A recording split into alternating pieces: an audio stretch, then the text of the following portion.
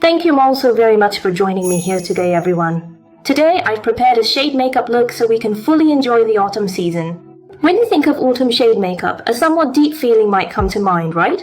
I'm going to demonstrate a shade makeup look that isn't intense at all and is truly effortless to wear. It's a makeup look with a milk caramel feel.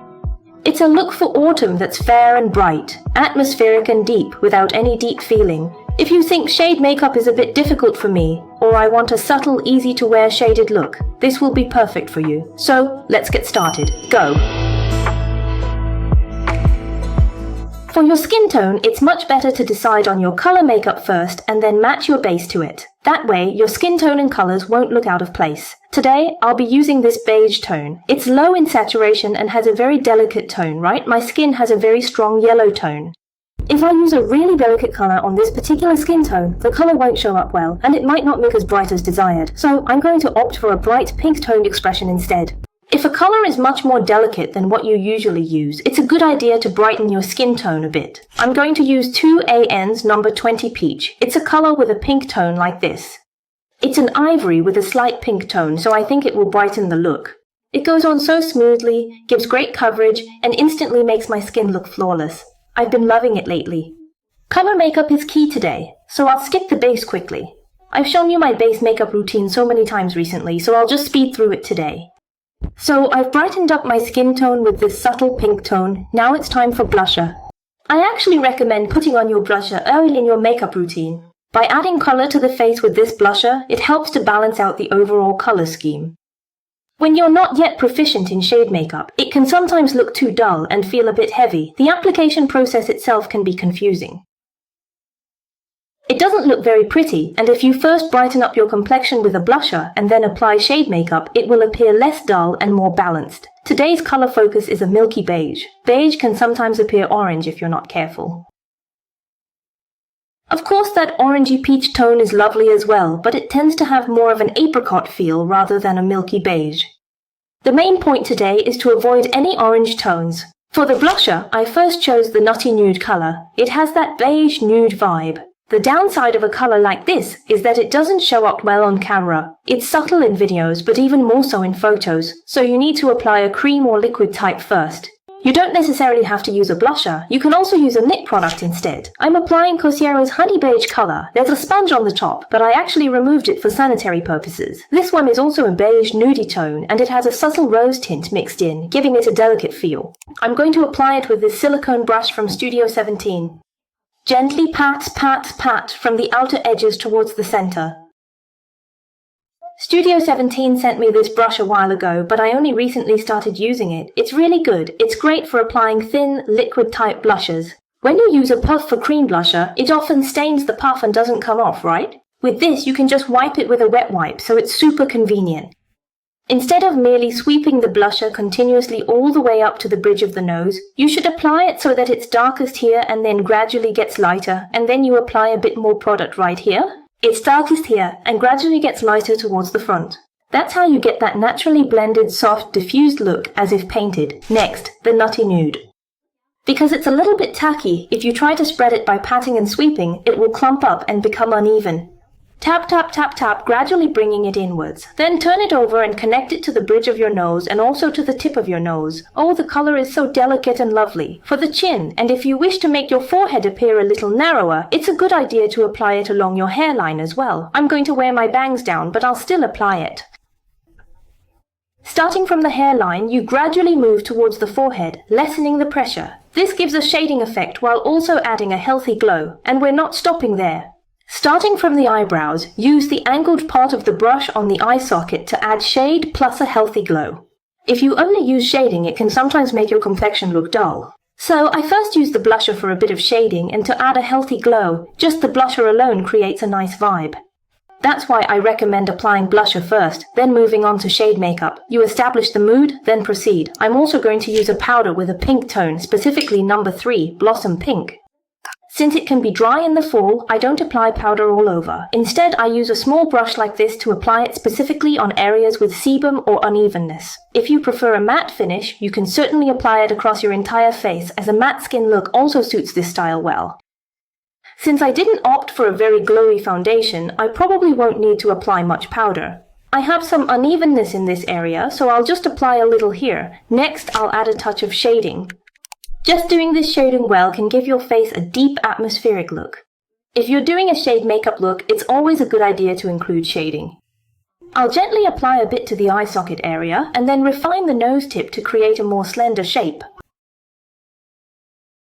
I explained the shading method in great detail in my last video, so please check it out. And I'll carve out a C shape at the front of my eyes. It makes the nose shading look much more three-dimensional. Then, with a small brush, I'll go under my nose, above the upper lip, and beneath the lip as well. And because I'm wearing my bangs down today, I'll be going easy on my eyebrows. Today's makeup look has an overall soft feel, so I think it's better if the eyebrows aren't too dark. For times like this, I first lightly fill in my eyebrows using the shading powder. It's best to fill them in with a soft, diffused eyeshadow, as it makes the eyebrows appear much softer. I'll use a muted walnut color, which is a brown shade, to fill in only the sparse areas. I won't draw them completely, just the less dense parts. And I sharpened this with a cutter knife to make it pointier. It got really thin, right? Sharpening it with a cutter knife makes it super thin, so it's easier to draw. It's also great for creating hair-like strokes. So, I highly recommend sharpening your eyebrow pencils like this. Next, I'll switch brushes and apply some outer contouring. Adding outer contouring definitely gives a more defined look. This actually comes with a built-in brush. I've used this product frequently, and to achieve a more profound effect, I'll be applying the shading quite intensely with a shading brush. It's crucial to ensure the shading is distinctly applied. At this point, if the shading color is too dark and intense, you'll completely lose that bright feeling, so you have to choose your shading color carefully. Please choose a shading color that's a bit brighter and not so dull. And the reason shading is essential today is because the blusher starts from here. You'll see an empty space right here. You have to fill this part in with shading. That's how the shading and blusher connect to create that subtle, sophisticated vibe. That kind of vibe truly comes from details like this. Just because your eye makeup is deep doesn't mean your whole face will look that way. It comes from the overall mood of your face, so the foundation is really important. You have to blend it all the way to your ears like this. And it's vital to seamlessly blend the jawline and neck. We definitely don't want only the face to look dark. So I've used shading to create a deep base. And now, eyeshadow is important, right? I chose beige colors with a pink tone base. Both are so pretty, aren't they? Actually, I really love this one. It has various shade options. But the important thing is it has no shimmer. I think a matte look would be pretty, but for a brighter feel, it's better to have some shimmer than none at all. It's a shame to use just this one because it has no shimmer. But then I thought it might be difficult for you all to follow along if I kept switching between two products, so maybe I should just try to do it all with this one. If it really doesn't work out, then I'll use the other. For now, I'll stick to just this, but it's also very pretty. First, I'll apply the eye primer. This enhances the eyeshadow's pigmentation and also prevents creasing and double eyelid. You only need to apply a small amount of eye primer. After applying it like this, I'm going to put down the base color right away. If I just get rid of a little more sebum one more time, there won't be any creasing in double eyelid. Apply too much and it dries out, creasing more in the double eyelid. Just apply eye primer and a little bit of base eyeshadow. I applied a base layer to avoid excessive dryness and to even out my skin tone. As I'll be using a separate eyeshadow for the Aid Yourself, I won't connect it to the base eyeshadow. I'm going to use a shade makeup. This one is too dark and this one is too light, so I'll just blend these two together. You can apply it all over with a slightly smaller brush, or you can leave the middle empty and only apply it to the front and back. What's the difference, you ask? You know how some people have fleshier eyelids? It is best for them to apply the shade straight across all the way to the center, because the dimensional effect of their eyes will likely be flat. So you apply the shade in a straight line to match that. This makes the eyelid itself look a bit more recessed, but what if you don't have that much fat on your eyelid? For those people, it's better to do what I do and leave the center bare, applying eyeshadow only to the front and back. You drag it from the back towards the front, and then drag it from front to back, letting them meet naturally in the middle. The reason we leave this part empty is because the eyeball naturally protrudes in the center, while the sides are more recessed. We're just emphasizing that. It makes the eyes look more three-dimensional. But if there's a lot of flesh here, making the eye structure somewhat flat instead of round, then leaving the center empty could make it look a bit swollen. That's why, for those individuals, I instructed to apply the eyeshadow in a straight line, gradually blending it upwards so that the bottom remains the darkest and it creates a soft gradient effect. When I want a really deep look, I also just apply it in the straight line. It really depends on the concept for the day. But today, because this eye makeup look isn't too deep, I'm just leaving the center empty. It can be difficult to ease up on the pressure if you're not used to it. So, just take your time and apply it slowly. When you rush, you tend to apply more force. So totally relax your hands and be gentle, gently. And when you apply it to the front, don't just put it right here. You need to extend it further to create more depth, making your glabella appear more sculpted and three-dimensional. So don't just apply it to fit your eye size, but extend it. However, if your glabella is already narrow, you shouldn't extend it like this, right? It'll just appear narrower. In that case, it's best to skip the front entirely, leaving no shading there at all. And when applying to the back, extend it beyond your eye instead of stopping right at the end. This makes your eyes look longer, so always go beyond your eye line, a bit wider. Now I'm going to add some shimmer to brighten it up. I have two types. This one has really large, bright particles, and this one is a bit calmer with finer particles. They're both so pretty. You have to choose your shimmer carefully here. If you want a subtle shaded look but you apply a bright shimmer with large particles, it can ruin that shaded effect. Thus, I'm just applying these fine particles to the upper eyelid so they're only slightly visible when the eyes are open. After applying a bit on top, I'll take a small amount of the more glamorous shimmer, making sure not to overdo it, and gently dab it on top in a few areas. This prevents it from becoming too intense all at once.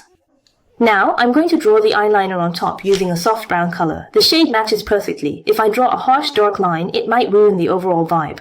That's why I'm using a soft color for the eyeliner as well. I'll be careful not to make the line too thick and just fill in the spaces between my eyelashes. For the outer corner, I think I'll wing it slightly downwards for a change. Lately, I've been doing cat eyes every day, but to create a softer look, I'll extend the line downward just a bit. Apply the gel liner to achieve this gentle effect. If you're content with this level of intensity, you can stop. However, if you want a more defined look, you would then use a liquid liner, and this one isn't a dark color either. Remember how we filled in between the eyelashes earlier? You're just going to add a very thin layer of liquid liner right near the waterline. When you layer it, you get the gel liner's softness at first glance. But when you open your eyes, there's this definition right at the waterline, so it looks sharp without being too much. I love it. It's soft, yet defined. Just using liquid liner alone doesn't give a smudged look, which is a pity, so I use both together. The color is so appealing that it's a liner I truly adore. It's neither overly intense nor excessively faint. After drawing the eyeliner like this, I'll take a dark color on a small brush and gently smudge the line. Oh, but I think this color is too light to smudge the eyeliner properly. The shading feels a bit lacking, so I'll just use the dark color from this palette. As I apply it like this, there are parts of the eyeliner that look a bit off, right?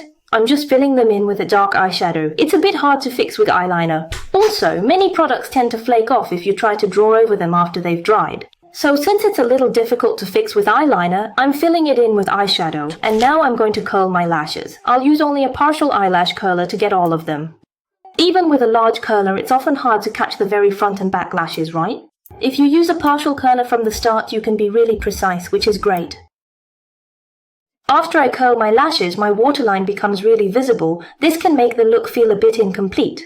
The light eyeliner I used previously doesn't fill in the waterline adequately. So this time, I'm going to use a darker liner that has better color payoff. Also, the waterline tends to smudge quite easily. That's why I use a separate, darker product that doesn't smudge easily. If your waterline isn't visible after curling, you can skip this. You don't have to fill it in. See how it looks a bit more defined now? After I'm done with the top eyelashes, I'll move on to the under eye makeup. These are some of my favorite lashes. They're only slightly gathered in the middle, so they naturally add definition. This design suits almost any eye shape. I'm going to attach 9mm lashes. I'm going to apply a length that is a bit short so it won't be overly intense.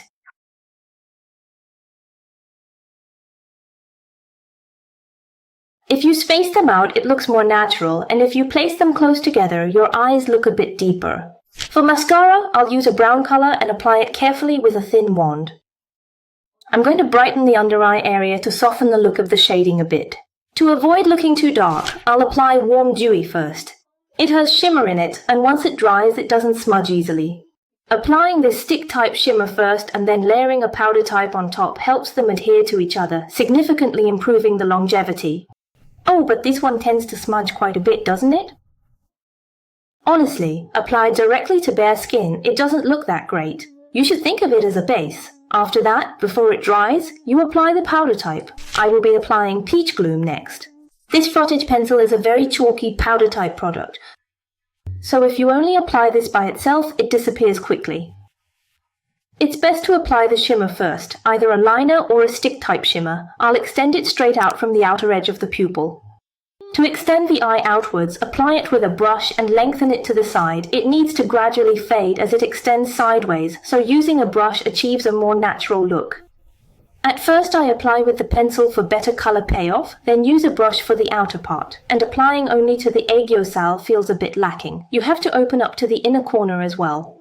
Also, add a little dot on the inner corner of your eye and blend it upwards. Just a dot, then blend up. I'm going to extend the outer and lower corners of my eyes. The reason I'm using the soft brown liner from before is because it lasts significantly longer, and the color payoff is much better. I'm just going to apply a small amount like this, not going too far back, since I already extended the liner downwards. If you fill it completely, it might look a bit heavy, so I just put on a little, then apply eyeshadow and extend it towards the back. If you blend it too far back and down, it can look smudged, so just blend it sideways. Then, take a fine-tipped brush with some shading product to define the aegyo shadow more clearly. Since the aegyo extends sideways, make the shadow follow that direction. I used lower eyelashes, placing a 6mm one at the very end and then another 6mm one, leaving a little space between them. Next, a 5mm, another 5mm, and a 4mm one at the very front. My eyelashes look very natural. After that, I'll use a brown mascara to make them look more defined and clear. So I've made my eyes look deeper with these lower eyelashes. They're great for creating a sultry look. Now for some matte highlighter. This is the 00 white color. It brightens so naturally, I use it all the time. I'll apply it to slightly sunken areas, a touch on the tip of my nose and the bridge, a bit on any sunken parts of my forehead, the front of my cheeks, and also to any slightly dull areas on my chin. Now that I've smoothed out any unevenness, I can apply a shimmer highlighter. If you have uneven skin like me, applying matte highlighter first, then shimmer will give you a much cleaner look. This is Etude's No. 1 Angelic Beam. I'll put it on the bridge of my nose like this, and then use a bullet brush to dab it in a circular motion on the tip of my nose. Since my nose tip is a bit spread out, I'm drawing attention to it to make it appear more defined. I'm getting a little ambitious, but this step isn't mandatory. There's also a gold shine beam shade, just a touch on the inner corners. For the nose bridge highlighter, I used a white shimmer to match my skin tone, but this time I'll use more of a gold pink tone highlighter to brighten the inner corners of my eyes. The color matches well. I'll also apply just a touch to the aegyo and then lightly apply some lip highlighter to finish the look. I'll just add a little C-zone shading in front of this highlighter. It makes it look a bit more three-dimensional, and I'll put on just a little more blusher. The color is so lovely. I'm practically finished, just the lips left. I'll go do my hair and be right back. I've put in my contact lenses and styled my hair. The lenses are Freya brown, and for my hair, I've added a clip-in fringe. The color might be slightly different, so please just bear with me. Now, all that's left is the lips. First, I'll be using the Pale Peach Lip Liner. It's not a dark shade, so it complements this look perfectly. Once it dries, it truly sets and doesn't rub off easily. I applied some on the back of my hand and tried to wipe it off later, but I was surprised it didn't come off easily. I'm going to overline my lips just a little. It looks more natural to apply the lip product slightly on the inside of the lip line, rather than just outlining your lips. It dries like this, and it won't even come off with a wet wipe. I've prepared two lip shades. First, we have a milk caramel beige color. It's a low saturation beige. Then, there's vanilla rose, which is a slightly more pinkish nude. Aren't both of these absolutely beautiful? Honestly, any of these would be perfect for this look. If your natural lip color is dark, I'd recommend the milk caramel more. This one has a bit more of a brown tone. I suggest using a brown shade rather than a pink one. However, if you desire a more vibrant, rosy look, vanilla rose would be an excellent choice. I'm quite indecisive, but considering I need to achieve that milk caramel feel today, I'll go with milk caramel. And the glass has a really rich texture. Oh, I think I chose really well. That's because I picked it out together with all of you. Because it appears a little plain, I intend to give my lips a more voluminous and fuller look. If I put on this lip oil straight, it'll get all over, so I'll use my finger or a lip brush to add shine to the center of my lips. If you want to enhance the shine more, a lip brush is better than your finger. Your finger tends to absorb some of it. I'll just gently wipe the inside of my lips and check my teeth, and just like that, the makeup look is complete. So today, I've shown you a fair shade makeup look that isn't too intense. Did you all enjoy it? I told you all that I absolutely didn't want to go for an orangey look, right? I think that fair, milky beige feeling came out really well without any orange tones. I think a look like this is perfect for enjoying the autumn season. I hope this makeup helps you all become autumn goddesses, autumn princesses, though I'm certain you are already beautiful. Thank you so much for watching today's video. We'll see each other in the next video, everyone. Thank you. Bye.